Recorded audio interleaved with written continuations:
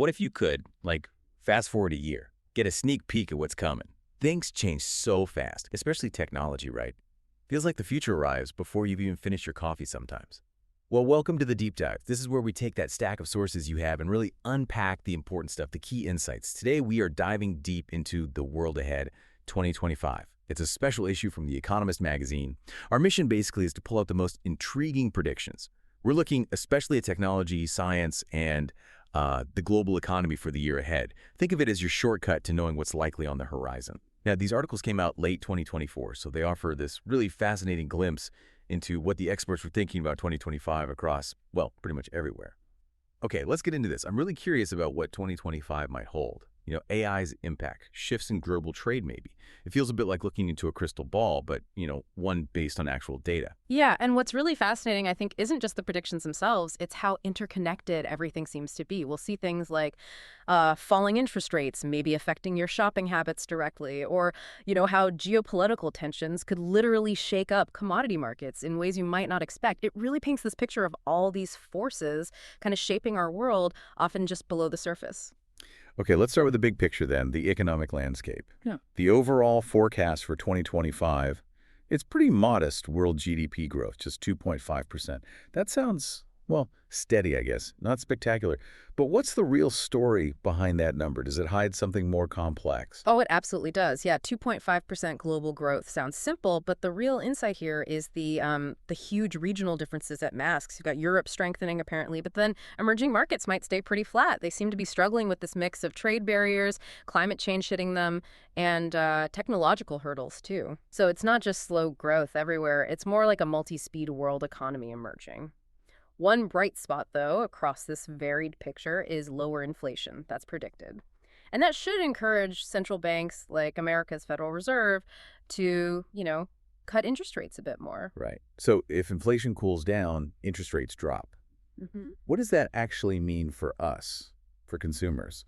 Do the sources suggest we'll all just be rushing back to the stores? Or are there maybe hidden downsides? Well, that's a really important point. Lower rates should encourage spending, yes. But the articles also flagged that, high interest rates we've already had, plus existing credit card debt, that's still going to hold some people back, especially on discretionary spending. We might even see some store networks like Family Dollar apparently shrink because of it. Mm-hmm. Okay. However, for people maybe less burdened by debt, lower rates will likely prompt more shopping, leading to a global retail sales volume expansion of over 2% in 2025. 2%. Which, interestingly, would be the fastest growth since way back in 2021. So, not quite smooth sailing then. More of an uneven recovery in retail. Exactly. It's nuanced. Makes sense. And speaking of economic jitters, the articles also point to housing markets. Big concerns there, worldwide. Even with the falling rates, they mention a massive, $2.1 trillion of property loans maturing globally? Yeah. And 3/4 of that is in America alone. That sounds like a lot. It is. It's a huge figure. And house prices are generally high, though China's might dip about 4%, despite government efforts there. That's the prediction, yeah. They're trying to stabilize the sector, but it's proving tricky. And then in the EU, these energy-saving targets are going to bite. Older buildings needing retrofits or becoming, what do they call them? Stranded assets. What exactly does stranded assets mean here? And are certain types of properties more vulnerable? Right, stranded assets. In this context, it's basically properties that lose a lot of value because they don't meet the new environmental or energy standards. They become really expensive or just difficult to sell or rent out. So yeah, it points to a very complex year for global real estate. The sources don't drill down massively into specifics beyond, China's dip and Europe's retrofit challenge, but just the sheer volume of those maturing loans, especially in the U.S., it suggests a widespread tightening. Maybe commercial properties, particularly those with heavy leverage, could face the biggest crunch. Okay, so from bricks and mortar, let's shift to digital money. This is where 2025 seems really fascinating. Yeah. The sources say cash is, well, definitely not king anymore. By 2025, we're looking at maybe 2 billion credit cards globally, but only 3 million cash machines. That's quite a ratio. It really is stark, isn't it? And the lines between old school banks and fintechs, they're blurring even more. New digital banks popping up in the Philippines, Spain's BBVA launching one in Germany. Yeah, the landscape's changing fast. And Brazil's pushing ahead with its own central bank digital currency drex. The EU's deciding on a digital euro. But here's the kicker. Despite all this digital buzz, the U.S. dollar is still projected to stay dominant. It's kind of defying China's efforts to boost the yuan internationally. Why is that? Why is the dollar's grip so strong amidst all this change? Well, that's a great question. And it's not just inertia, I think. It really speaks to the power of trust, liquidity, and just the established financial plumbing of the world. Even these groundbreaking digital shifts, they struggle against these deeply embedded global systems where the dollar is just, well, it's the default. It's default, right? For trade, for debt, for reserves. So yeah, digital currencies are rising, definitely. But initially, it looks like they're carving out niches, not really displacing the main pillars of the financial order, at least not in 2025. Interesting. Okay, so that discussion about digital money leads us nicely into the wider tech landscape. How deep is tech, especially AI, going to embed itself next year? The sources talk about a craze for artificial intelligence, driving IT spending up 8% for $3.6 trillion. Trillion, yeah. It's staggering. And about 30% of large American firms are expected to invest $10 million or more in AI. That's a big jump from 16% in 2024. Huge jump. And for us consumers, Apple's bringing its AI tools, Apple Intelligence, to more iPhones. So that's a lot of money, a lot of integration. But yeah. Is all this investment actually paying off? Is it working? Well, that is the multi-trillion-dollar question, isn't it? And there's a really arresting insight here from Gartner, the consultancy firm.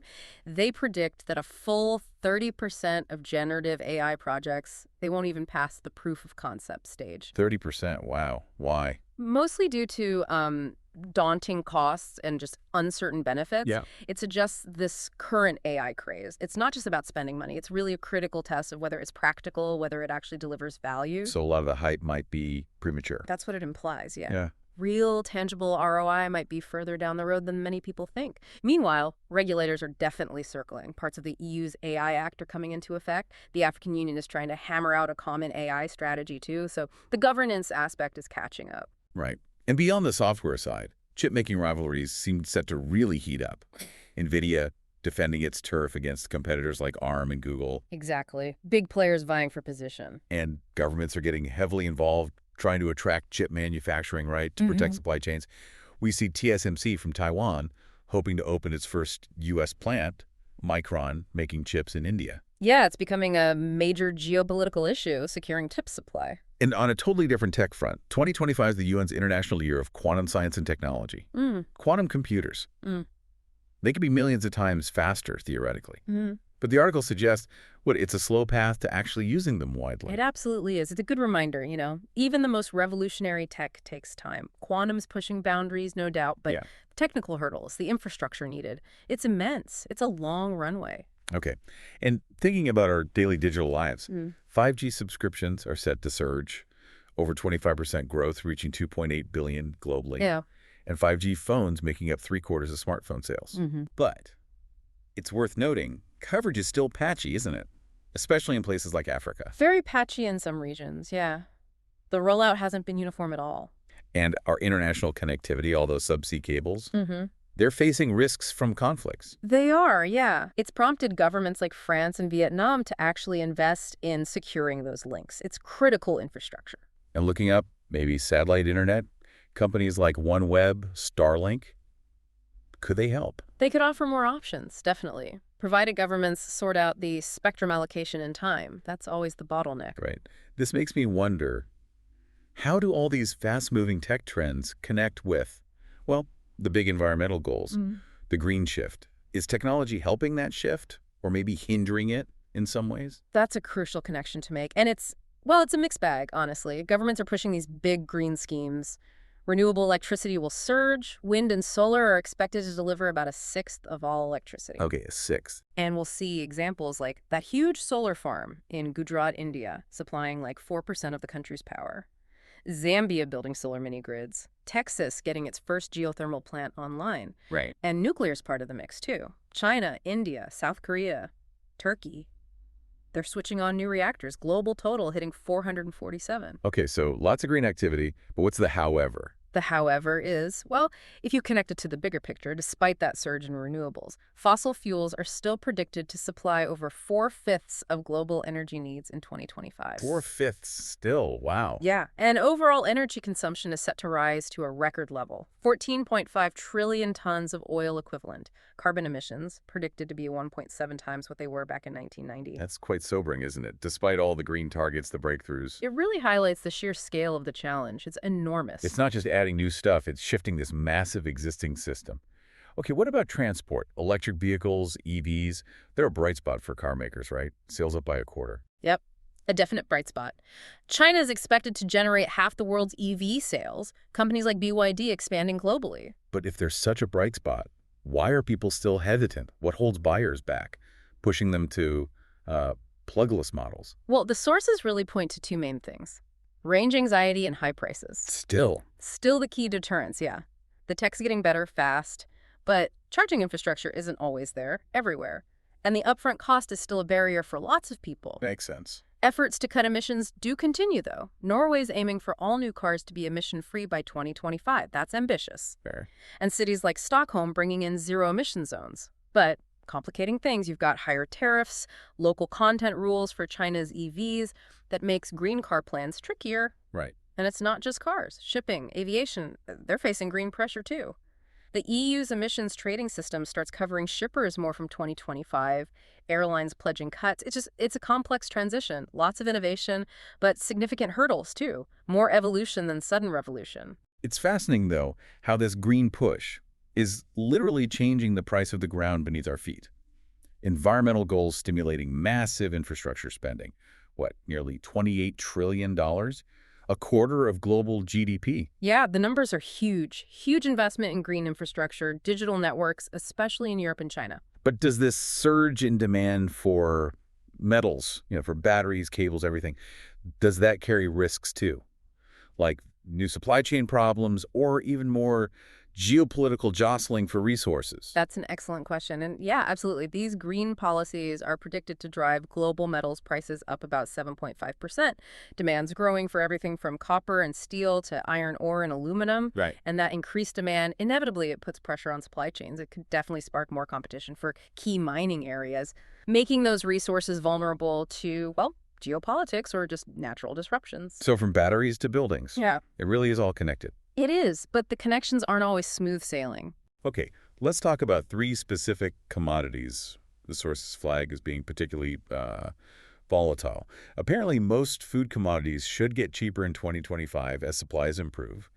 The EIU's index is meant to dip quite a bit from its 2022 peak, but some breakfast items are exceptions. First up, orange juice. Ah, yes, OJ. Brazil accounts for, 70% of global production? And they've had crippling drought and this incurable disease, citrus greening. Yeah, it's been brutal for them. Broke records for orange juice futures prices. And prices are expected to stay high for years. So, yeah, your morning OJ might cost a bit more. Unfortunately, yes. And that's not the only breakfast staple under pressure. Don't tell me coffee. Coffee on the list too, yeah. Arabica bean prices hit a decade high. Frost in Brazil was a factor. And then droughts in Vietnam, which is the biggest grower of Robusta beans. That made things worse. Oh, dear. Plus, shipping problems linked to the Red Sea attacks added even more pressure. So, higher prices and potentially blander coffee. That's the forecast, yeah. Yeah. Might taste a bit different. Higher prices and blander flavor. That's almost cruel. Monday mornings in 2025 might be tough. Might have to switch to tea. Or water. Maybe.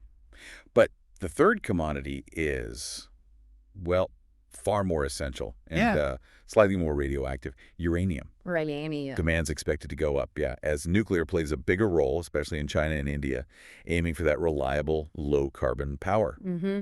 Nuclear is definitely back on the agenda in many places. But supply looks shaky. Kazatomprom, the big producer in Kazakhstan, trimmed its output. Yep, produces about 1/5 of global supply. And Russia, holding almost half the world's enrichment capacity, they've hinted at limiting exports because of sanctions. That's a huge wild card. Logistics, geopolitics.